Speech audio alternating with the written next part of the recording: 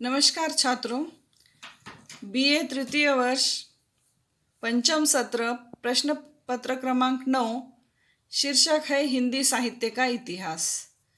पाठ्यक्रम, प्रश्न पत्र का स्वरूप, पेपर का ये मैंने आपको बता दिया है। काल विभाजन एवं नामकरण भी कल बताया है। आज हम देखते हैं आदिकाल का सामान्य परिचय। आदिकाल खंड क प्रथम घटक आदिकाल, इसका सामान्य परिचय आज हमें देखना है। इसका कालखंड है 1050 से 1375। आदिकाल के नामकरण के संदर्भ में विभिन्न मत हमें दिखाई देते हैं।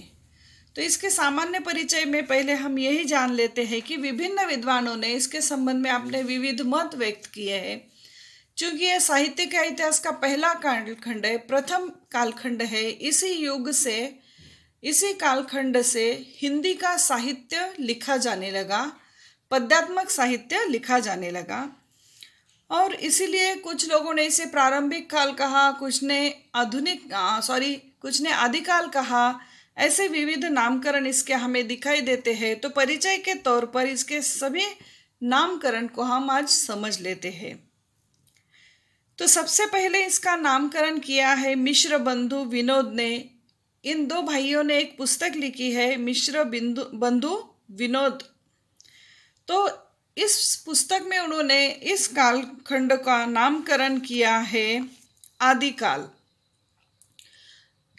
और प्रमाण यह दिया है कि सभी विधाओं की या साहित्य की शुरुआत हुई है, इसीलिए इसका नाम आदिकाल रखा जा रहा है। ये थोड़ा तर्कसंगत लगता है, हमें सही लगता है। दूसरे विद्वान हैं आचार्य रामचंद्र शुक्ल। आचार्य रामचंद्र शुक्ल जी ने इस कालखंड को वीर गाथा काल कहा है, और उन्होंने प्रमाण ये दिया है कि लगभग 12 वीर गाथा काव्यों का प्रमाण देकर कहा है कि इस युग में मात्र वीरों का वर्णन करने वाला साहित्य निर्माण हुआ है, इसलिए इस कालखंड को वीर गाथा काल कहा है। लेकिन हम देखते हैं कि मात्र वीरों का वर्णन करने वाला साहित्य नहीं है, तो दूसरा भी साहित्य हमें कुछ एक मात्रा में दिखाई देता है। इसीलिए ये नाम भी हमें पूर्ण रूप से तर्कसंगत नहीं लगता है, उचित नहीं लगता है। कुछ विद्वानों ने, जैसे कि डॉक्टर राम कुमार वर्मा ने, आगे इन्होंने इस काल को अपनी पुस्तक में ही एक अनोखे नाम से, अलग नाम से उन्होंने संबोधित किया है। डॉक्टर राम कुमार वर्मा ने इस काल को, आदिकाल को, उन्होंने चारण काल कहा है। चारण काल इसलिए नाम दिया है कि इस युग में हम देखते हैं कि अधिकांश कवि जो है वो चारण थे।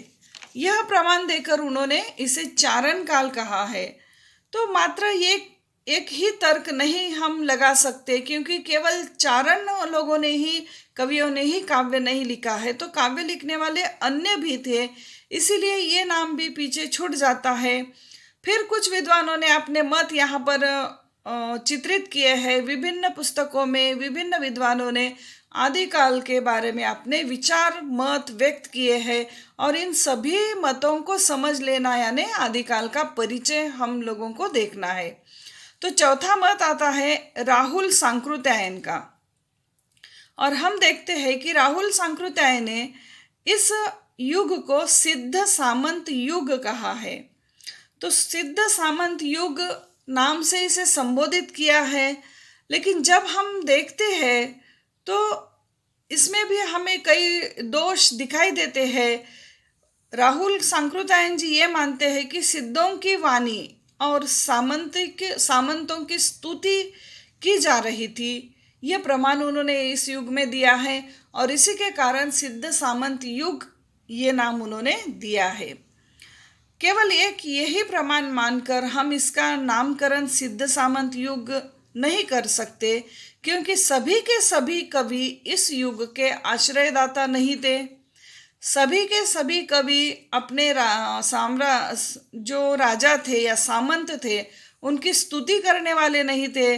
तो कुछ कवि स्वतंत्र रूप से भी लिखते थे, तो इसलिए ये नाम भी हमें तर्कसंगत नहीं लगता है। आगे जाकर हम देखते हैं कि हिंदी के थोर साहित्यिक विचारवंत जो है आचार्य महावीर प्रसाद द्विवेदी, तो आचार्य महावीर प्रसाद द्विवेदी जी ने इस काल को बीज वपन काल कहा है। तो बीज वपन काल यानी जिस प्रकार से आप बीज शब्द का अर्थ समझते हैं कि जिसे बोने के बाद वृक्ष पौधा और वृक्ष का निर्माण होता है, तो उन्होंने ये बताने का प्रयास किया है कि यह साहित्य के इतिहास की साहित्य की शुरुआत है। तो साहित्य का प्रारंभ यहाँ से हुआ है, साहित्य का बीजारोपण इस युग में हुआ है, इसलिए इसको बीज वपन काल कहा गया। किंतु साहित्य एक ऐसी प्रक्रिया है कि एक अमुक तिथि से आज के दिन से ये शुरू नहीं होती है और आज ही के एक विशिष्ट दिन को ये खत्म या समाप्त नहीं होती है। ये कई वर्षों से प्रक्रिया चलती रहती है। तो बीज वपन काल नाम कुछ समय के लिए हमने स्वीकार भी कर लिया, तो हम जाकर देखते हैं कि आदिकाल के पहले भी कहीं ना कहीं चिंतन हो रहा था, कहीं ना कहीं मनन हो रहा था और साहित्य की शुरुआत धीरे धीरे हो रही थी। इसलिए केवल एक ये नाम भी हम स्वीकार नहीं कर सकते। फिर आगे जाकर कुछ वर्षों बाद आचार्य हजारी प्रसाद द्विवेदी जी ने इसे अंतर विरोधों का साहित्य कहा।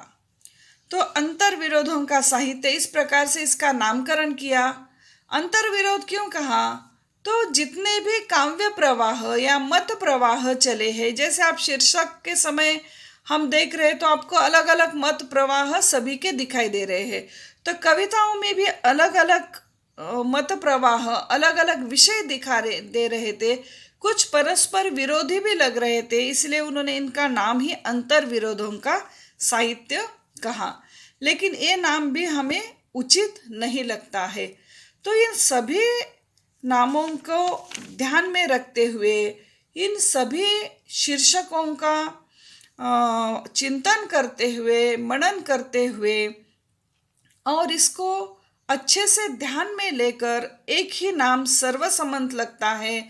इसीलिए इन सभी विद्वानों के नामकरण की हम चर्चा करते हैं और इन सभी नामकरणों के माध्यम से हमें इतना पता चलता है, आदिकाल का इतना परिचय हमें प्राप्त होता है कि ये साहित्य का पहला कालखंड है। यहाँ से हिंदी साहित्य की शुरुआत हुई है।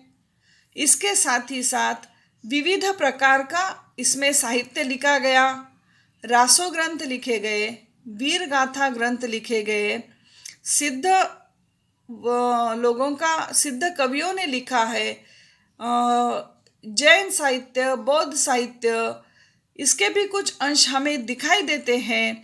इसके साथ ही साथ आदिकाल में हमें साहित्य का बीज वपन यानी प्रारंभ होता हुआ दिखाई देता है और कुछ साहित्य जो है सिद्ध सामंतों का गुणगान करने वाला, उनकी प्रशंसा करने वाला है।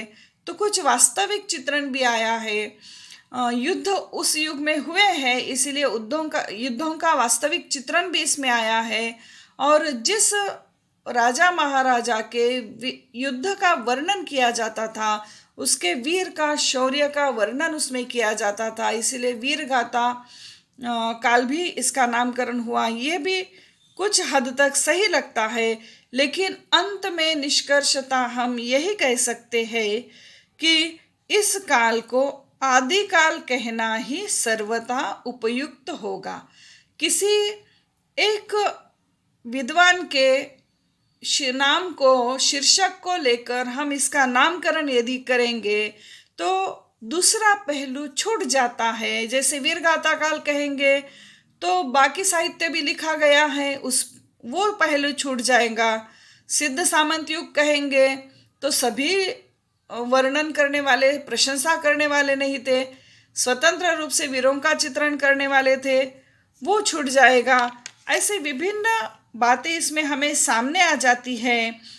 इसीलिए हम इस काल को सर्वसम्मत या सर्वमान्य रूप से आदिकाल इस नाम से संबोधित करते हैं। तो ये आदिकाल का सामान्य परिचय हम देखते हैं जो इस प्रकार से है। और इसके बाद अगले वीडियो में हम आदिकाल की परिस्थितियां देखेंगे। धन्यवाद।